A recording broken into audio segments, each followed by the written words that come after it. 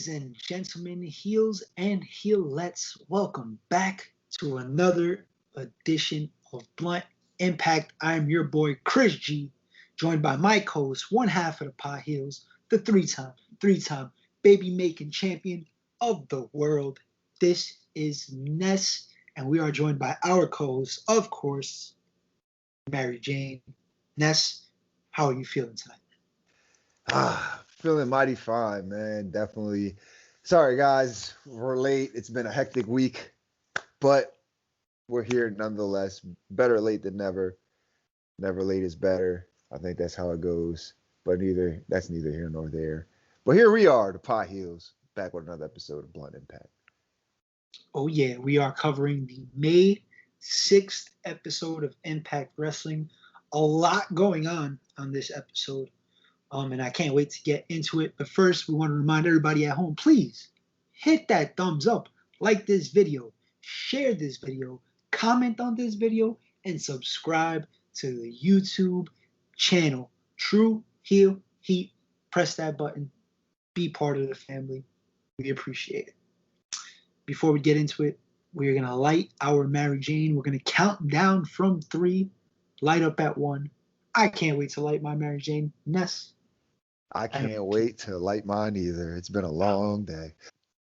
I'm going to start at 3, and we're going to count down and light up.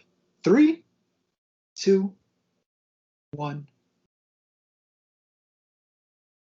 About Susan coming out with Kimberly. She has a match against Taylor Wilde. Not a bad match. It was decent. I mean, nothing too crazy. Tenille and Kayla with a K come out to watch. You know, Tenille's still trying to get Taylor Wilde to be her partner. There was a Hurricane Rana to the outside from, I think, Taylor Wilde that almost broke Susan's neck, but she survived.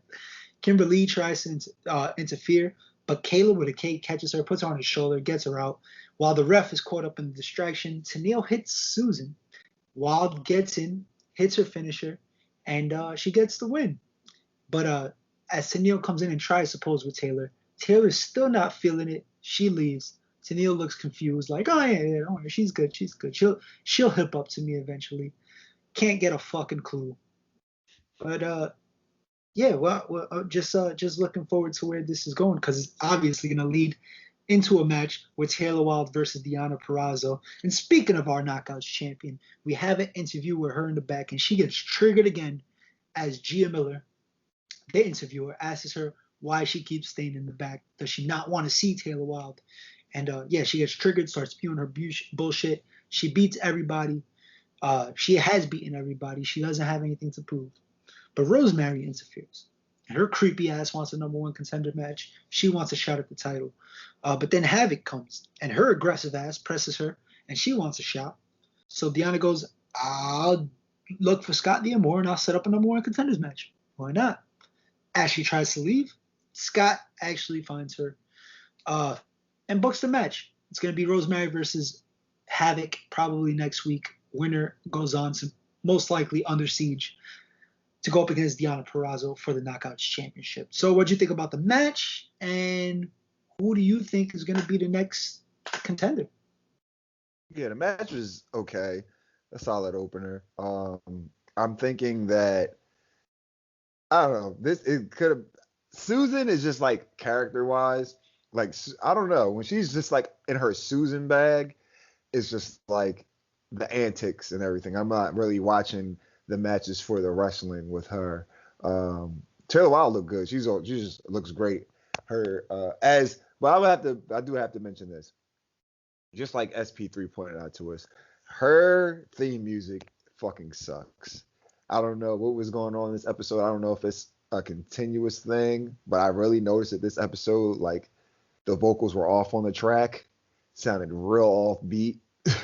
But again, like, her saving grace is her in-ring ability. So that's always what we're gonna focus on.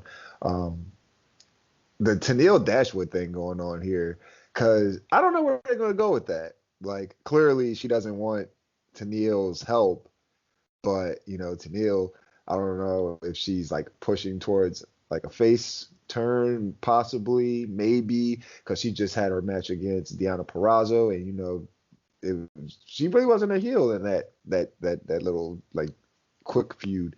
Um, the post match with Deonna running into Rosemary and Havoc, it's funny because pretty much Rosemary called her out and said, "Look, yo, you used to be like the baddest woman in here, and like now you're pussy. So like you don't want no competition." She's like, "I beat everybody." And Havoc steps up like, "You haven't beat me." So I believe Havoc's going to go over because again she has already beat Deonna Purrazzo has already beat Rosemary, so there's no really reason to rekindle that. But I want to see the match between Rosemary and Havoc. I would have loved for it to be like a Monsters Ball or some shit like that, just for the fuck of it. But regular match with these two is going to be decent. And then I'm looking forward to Havoc versus Deonna Purrazzo, more than likely at Under Siege. So, yeah. Yep, it looks like the plan. Next up, we see the Elite. They're boasting backstage, about they feel good about what they did to Finn Juice and Eddie Edwards last week. But there's a problem. Good Bros ain't fucking winning. Not enough winny, too much party, if you know what I mean. But Kenny Omega, he has a game plan. Coach Ken is going to accompany the Good Bros later and Doc Gallows' match. And that's what we get next. We get Doc Gallows versus Juice Robinson, a one-on-one match. They're accompanied by their respective partners, Carl Anderson and David Finlay. Gallows dominates the match mostly, but then he uses his power to wear down Juice Robinson. But then Juice, using his speed and fire to get that comeback, that babyface comeback that Juice Robinson is oh so good at. The Elite causes distractions. Gallows capitalizes on the hesitation and he gets the pin.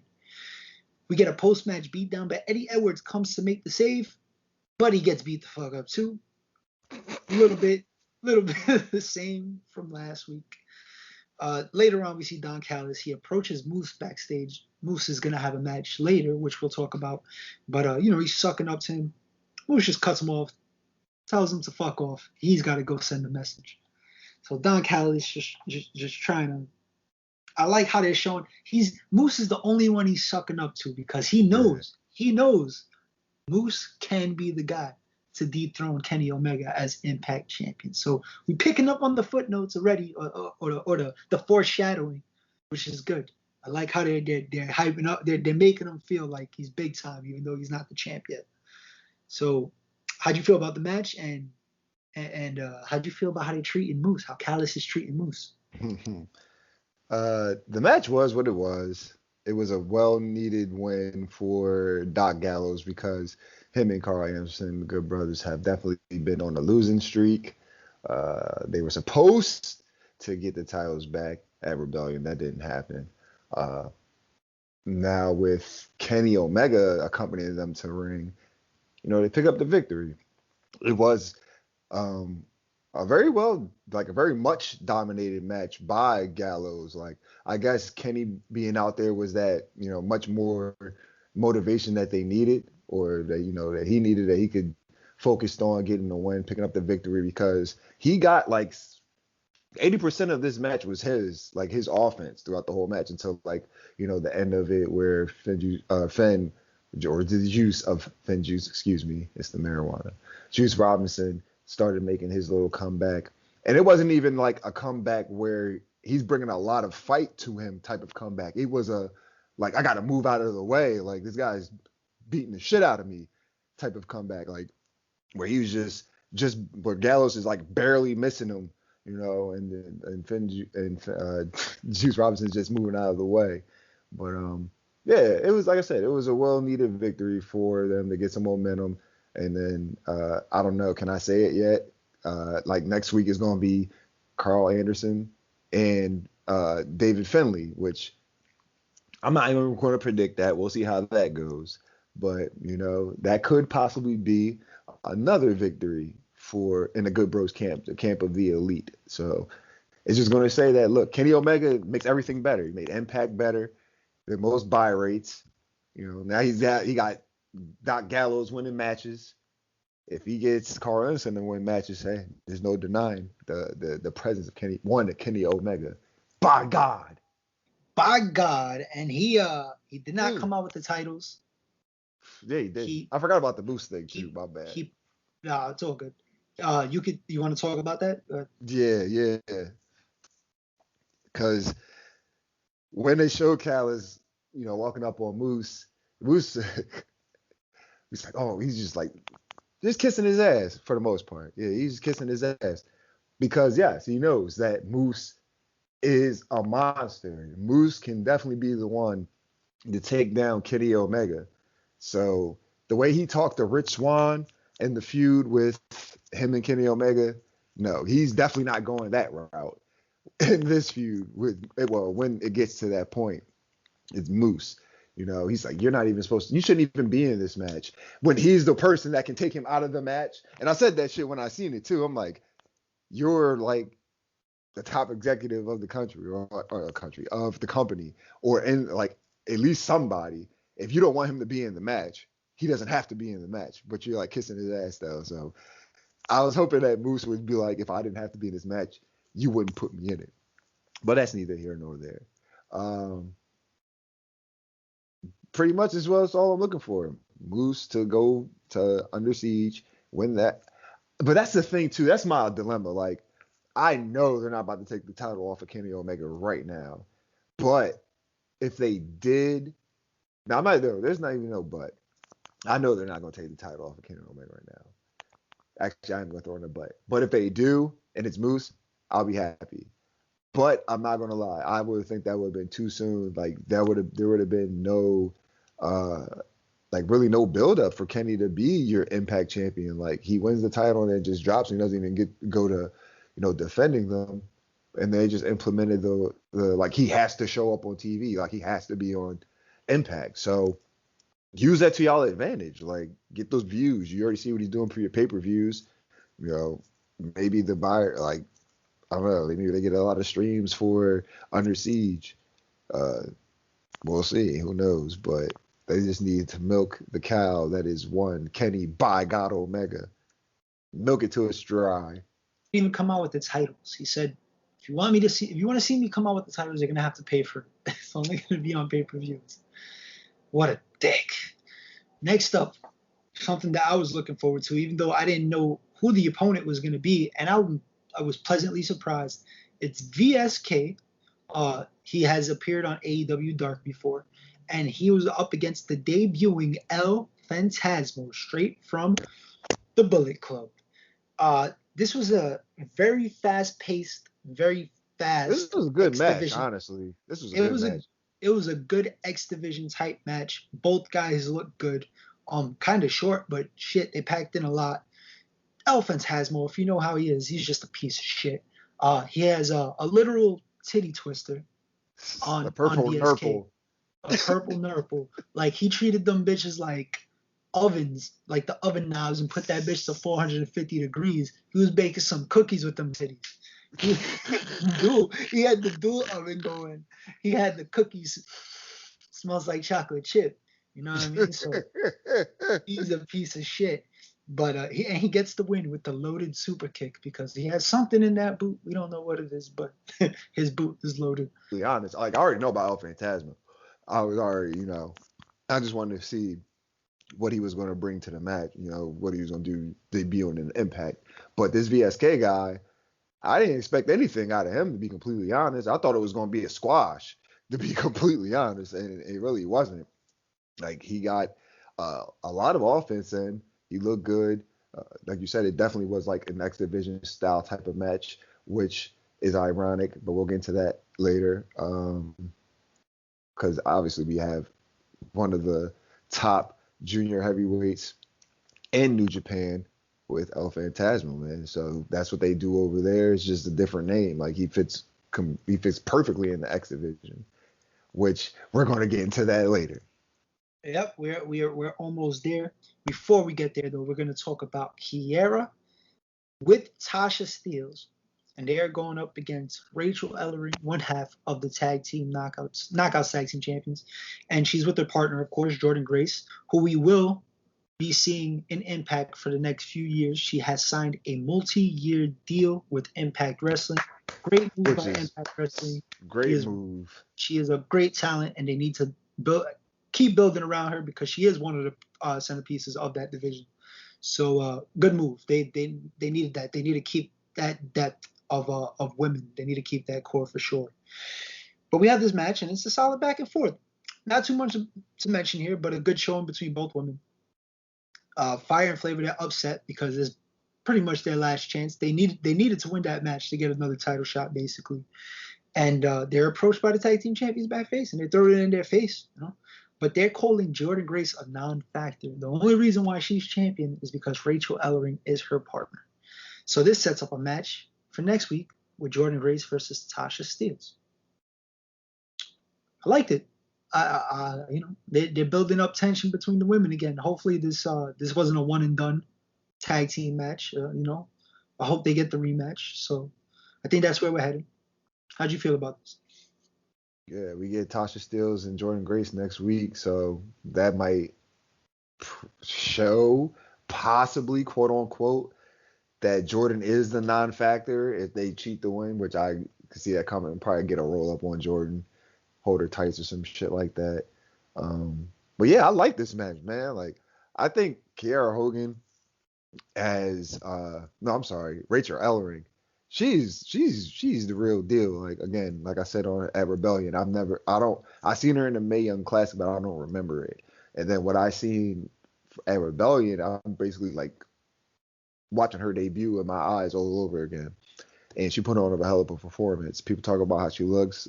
I don't give a fuck about how she looks. I just know that she can perform in the ring.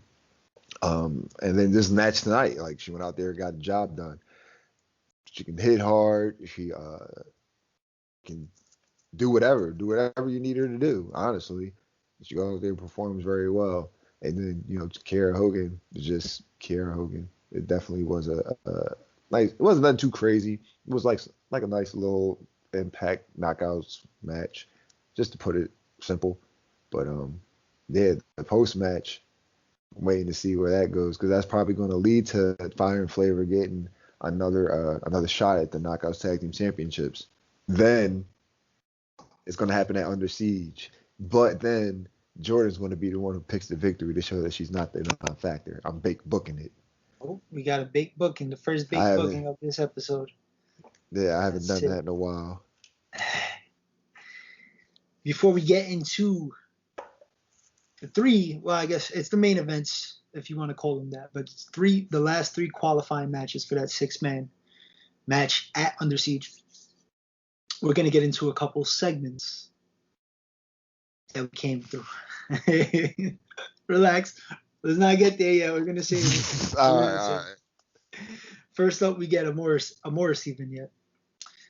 He's out to prove he used to be one half of a catchphrase. He fell all the way down to the lowest point of lows, but he had to rebuild himself. He blames the fans for counting him out, not believing him. He blames everybody in the back, the boys, management, for being scumbags, being in the worst industry. There's the worst industry that exists. But he's here to make us feel the agony that he felt when he was at the lowest. And Willie Mack just happens to be next. He just happens to be the guy in his path. Yeah, of course, the black man first. Black man died first in all the movies. Well, not all of them. Not Deep Blue Sea. Nope. LL Cool J survived. Exactly. That's another one too. Black man, Ice Cube and Anaconda. Yeah, Busta Rhymes and Halloween. He got stabbed, but he survived. He got cut up. All right, so 3 movies out of how many? A whole fucking lot. Yeah. Just like we got three world champions in fucking WWE that are black. The numbers ain't on your side, yo. I'm sorry. Nah, it ain't. Next up, we got Brian Myers tearing shit up backstage. He's bitching about losing to Matt Cardona. It's your fault, bro. Rosemary appears out of nowhere. She's playing with tarot cards, she's doing the brujeria and the chango and all that shit. Tells Brian Myers' future, it's not looking too bright. And he just says, "Cool story, bro." He's not buying it. But then, he's just fucking shaken up because of all the spirits and magic going on. I Who don't knows? know. Nah, Rosemary was like he's full of shit or he talks bullshit. And then that's when Black Taurus came over and like fucking headbutted him or gored him with his horns or some shit. Yeah, So flash. yeah, Ah! yeah. Yeah. So like I like how she's just like, yeah, it's definitely gonna because the terror thing was the I don't know how to put it. It was fun. I don't know, man. I don't know how to explain it. I'm high. But she's like, yeah, something bad about to happen to you. And then he's like, all right, whatever. And then fucking he gets headbutted, knocked the fuck out with her talking shit. So I'm like, she really did tell the future. I'm sorry. I was just thinking about that. I'm high. The It's bru- not even that funny. brujeria is real, bro. It's real. Yeah, it You is. sleep on the brujeria, yo. But yeah, That shit sleeps. definitely It catches up with Black you. Taurus needs this victory, man. The K been kind of in a slump a little bit. They gotta get it back, get some W's under their belts again. We'll see. We'll see what happens. But before we get into anything, we have to talk about another edition of Swingers Palace. Lisha is here losing everything. Eddie Edwards is going through fucking tables, getting beat up every week Yeah. by the Good Brothers, getting thrown through fucking whatever you can think of. Whatever you think you can get thrown through, Eddie Edwards has been thrown through it. For this check to take care of him and his wife. And what is his wife doing with this money? She's fucking blowing it all at Swingers. Swingers Palace. Bet the house, daddy. She's losing everything. Swing.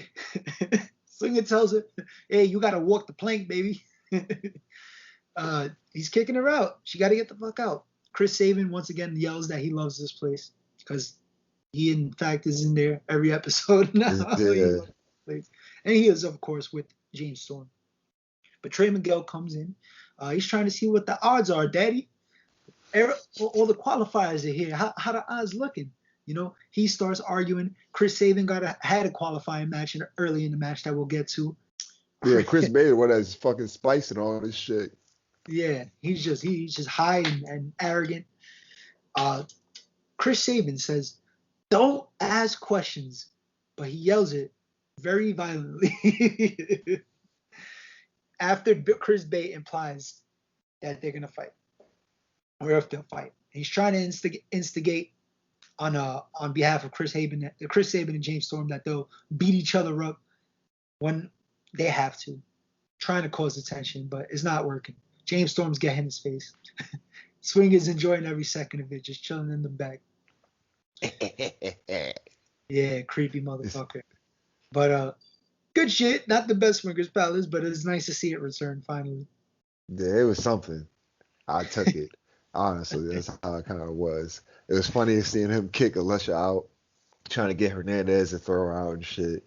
I'm like, that's fucked He's up. muscle Hernandez, man. yeah, like Hernandez is big as shit. This little ass Alicia Edwards, you don't need that. That's like overkill.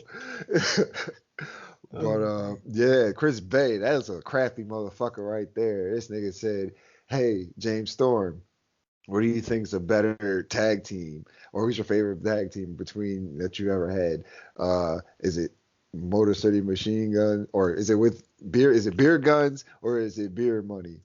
So like he's because of attention there, and then he asks Chris Saban, is it Motor City Machine Guns or is it beer guns and shit like that, or some shit like Don't that. ask questions. And then that's what he Yeah, goes, he like "Don't bangs the ask questions." table and then like Yeah. Swinger's like, "Whoa, got chilled, that." You got to keep an eye on him, daddy. Yeah, yeah. The first match we have, qualifier match, is Chris Saban versus Rhino. Solid back and forth. It was good to see Rhino move out there. Shit, it was a good mix of styles. The strength versus speed. The Miss Gore eventually leads to the roll up by Saban. Rhino's out there with the rest of Violent by Design, but there's minimal interference. Chris Saban walks away with the W. So he is going to the six-man match at Under Siege. What do you think about this match? It was an alright match. Um, I should have known that. I don't know. I was kind of surprised that Rhino didn't pick up the victory. Not like it matters, because it's by design. They can go after like whoever and still have a story. But I'm I'm glad it's Chris Saban. He added something of his own style to this match, so that's going to be decent. Um, I want to see what happens with Violent by Design and Rhino taking this L, because when Diener loses, they kick his ass. I want to see what they do, or if they do anything to Rhino. That's all I want to see. I don't know. That's a big man. Joe Doran got his work cut out for him. Exactly, exactly. They just fuck Diener up because he's like the screech of the of the group and shit. Oh shit, R.I.P. I forgot he died. So Zach Morris, Eric Young and Zach Morris. Eric Yeah. Young is trash. And fucking Joe Doran's AC Slater. AC Slater, yeah, exactly. Coming with the mink coat and shit. That's funny. Next up, we have Rohit Raju versus Trey Mcgill in another qualifying match. Started good, back and forth, and then we have a commercial break. Always kind of a drag. But when we come back, Rohit Raju's trying to break down Trey. He has a slight strength advantage. Trey has the speed advantage, of course, and Trey has too much heart. He has too much passion, as they alluded to. They trade submissions for a little bit, but Trey gets the win with this hourglass type submission move. That was pretty dope. It was a good match. I enjoyed it. Cousin Jake, just comes out of nowhere to handle Shara and Raju, because they screwed him out of, Rohit Raju screwed him out of his match last week, and he just beats him up and poses, which is cool. He gets his revenge, I guess. I'm sure we'll see a match next week or down the line. But what do you think about this match? Yeah, this match was alright too. It I think that was it the hourglass submission. I think it's like a figure four arm bar or some shit. I don't really know how to explain it. That's kind of just what it looked like. But yeah, that match was solid. Did what it had to do. I don't really remember it. Not that, I don't even mean that like it was like it was bad, because it wasn't. It was a good match. It wasn't spectacular. It wasn't exactly. Yeah. home about. Nothing there. There was really nothing to. Yeah, in my opinion. And finally, the main event, we have Moose versus James Storm in another qualifying match. Another solid match. Moose dominates mostly, working on James Storm's leg. Just beating him down, wearing him down. But Storm eventually musters up a little comeback, but he just can't put any strength on that leg. And he keeps buckling. Anytime he's trying to do a big move, it's affecting him. He's not getting everything that he can. He hits some nice moves, but it's not enough. Storm's leg gives out eventually, and Moose capitalizes on the hesitation. Hits him with the spear. Moose wins. He is going to Under Siege. He will be the last man, I believe, in that six-man qualifying match. We had 3 matches last week, 3 matches this week. I like this match. This was probably my favorite one out of the qualifying matches. Definitely on this night. Yeah. Shout out to James Storm for selling the leg. But Moose, man, just looking like a beast as usual. Can't go wrong with him going to the qualifying match. I don't think it's his time. It's a perfect way for him to not win and still have a gripe or an excuse to get a championship match. So I'm here for it. How did you feel about this match? Yeah, I agree with those sentiments. Like, it can be, as long as he don't get pinned, that's all he needs. Like, that's just more protection. But the match was, yeah, I definitely agree that this was definitely the match of the night, or just the match of all the qualifiers, whatever. It goes beyond that. It was the match of the night. Moose, a different side of Moose. Like, he was, like you said, he was focused on the right leg of James Storm, like just attacking it, just going after it. And that might have been the most laser focused or methodical I've seen Moose in the ring. You know, he was just really attacking that leg. Take the base out from under James Storm. He can't stand up, can't hit his big power moves. He did hit the last call, but that took a lot out of him. Henceforth, why Moose, was focused on that leg, and down the line it came in and it helped James Storm and it hurt James Storm too in the long run. But yeah, it's Moose. Moose, man. I gotta agree. I'd rather just have somebody else win as long as he doesn't get, eat the pin, keep him looking strong. Because like I said earlier in the episode, it's too early to even like put him in up against Kenny Omega unless you're gonna take the titles off of him. And at this point, we already know that's not fucking happening. It shouldn't happen. That's dumb. So let Moose just keep protecting Moose at this. Protect Moose. That's I don't know. We're gonna turn that into a slogan or some shit somehow. That's probably the name of this episode. Yeah. There you Protect go. Moose. Yeah, this shit always happens at random too if y'all watch Yeah, this. this is the best. You gotta You protect see us Moose. saying this shit. Yeah. So for the 6-man match, we have Chris Saban, Trey Mcgill, Moose, Chris Bay. Who's the other guy? Sammy. You There's said Sammy? Sammy Callahan, and there's one more from last week Matt that I Cardona. can't. Oh, Matt Cardona. So out of these 6 guys, I hope Chris Bay wins. That's who I want to win. Yeah. But can we? You think we might get Sammy Callahan? I forgot about that. I mean, that would be a good match. Him and Kenny Omega have a fucking death match or some shit. Yeah, it would You be know what I something. mean? They would beat Yeah, the shit out of each it other would and have a definitely good be match. something over the top, or they would They could just do out over the heel top each other. shit. Yeah. Exactly.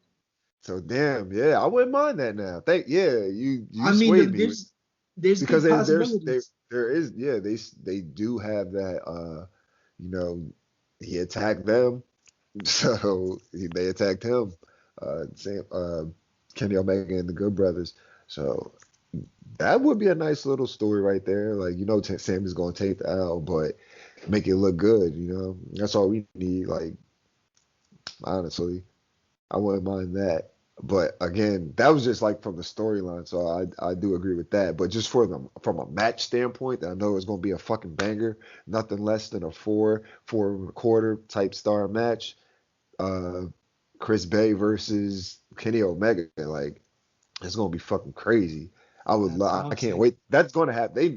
They have to take advantage of that match. They have to take advantage of that match. They They definitely could do. even go Trey Mcgill. Trey Mcgill would be a good match too. Yeah, I agree. It's just anybody but Moose right now. I even take Chris Saban.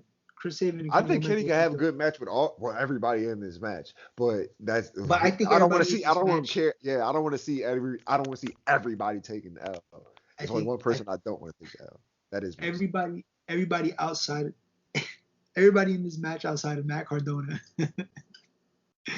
can put on a spectacular match with Kenny Omega.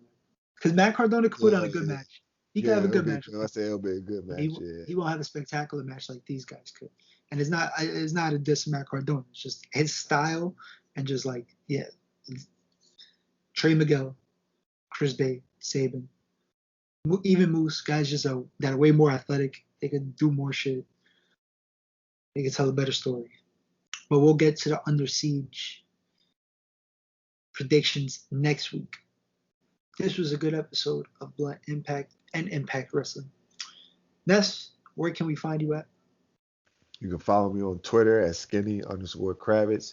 You can follow me on Instagram at skinny__Kravitz. Catch me right here on Blunt Impact. My man Chris G. Joins the Jabronis with my man Chris G. From the Pot Heels. Catch me on Fusion of Honor with the Stat King, the man of 1,004 numbers, where we review Ring of Honor and MLW Fusion, hence the Fusion of Honor name. Catch me on NX3 with myself, Chris G, RAC, and the place to be, bars. I'm gonna say that every time now. Yeah, we review WWE NXT, and as soon as our break is over, you can catch me on True Toxicity. Hear my illustrious voice on True Toxicity. Yeah, I fucked that joint up. I'm gonna do it better next time. And of course, you can find me at True Heel Chris G. You can find me here on the YouTube, True Heel Heat, Blunt Impact, joins in the Bronies with us, NX3, as you said. And of course, True Toxicity. Want to thank you guys for watching another episode with us. Please hit that thumbs up, like this video, comment, tell us Like the what you liked, fines. tell us what you didn't like, share it. I don't care who you share it with, just share it. Just go in somebody's random inbox, just drop a share. Fuck it, why not? And of course, subscribe. Hit that subscribe button. For the Yes. three-time baby making champion of the world, Ness. For our co-host, Mary Jane, I'm your boy, Chris G. We will see you guys next week. See you later, motherfuckers.